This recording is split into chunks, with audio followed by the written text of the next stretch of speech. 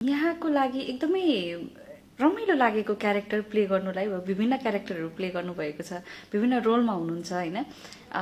So क्यारेक्टरहरू मध्येको यहाँको favourite character चाहिँ को?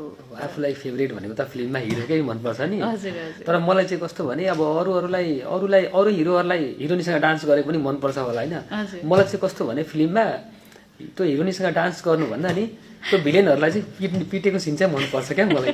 त्यो भिलेनहरूले कसैलाई अब कसैलाई हेप्दैछ, कसैलाई केही अन्याय गरेर आएको छ होइन। अनि त्यति बेला चाहिँ आफूले बचाउने सिन या केटीलाई हरेक अब जिस्काइरहेको बेला या इज्जत रेप गर्न खोजिरहेको बेला आफू आएर बचाउने सिन, त्यो सिन धेरै मनपर्छ। भनेपछि यहाँलाई एक्सन सिक्वेन्सहरू चाहिँ बेसी मनपर्छ। फिल्म पनि हेर्दाखेरि हलमा नि हेरिरहेको हुन्छु नि, हजुर। अनि त्यस्तो खालको सिन आयो भने मै जाउँ कि भन्ने आफूलाई जाउँ कि अब पर्दामा मै गएर बचाउँ भन्ने हुन्छ, तर हिरो आएर बचाइदिन्छ। हजुर हजुर। भनेपछि रियालिटीमा पनि यहाँलाई त्यो फिल चाहिँ आउँदो रहेछ होइन, गएर मैले गरिदिइहालौँ कि भन्ने।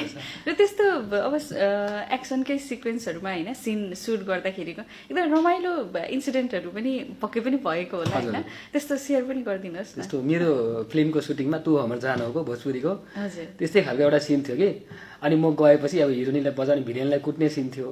अनि मैले त्यो कि खाँदाखेरि एउटालाई साँच्चैकै अलिक जोडले लागेछ क्या। अनि तपाईँ त के हो सुजित सर साँच्चैकै पिट्नुहुन्छ, रियल किन हान्नु भएको, अलिक बिस्तारै हान्नु न भनेर पनि उसले त्यति बेला कुरो पनि आयो क्या।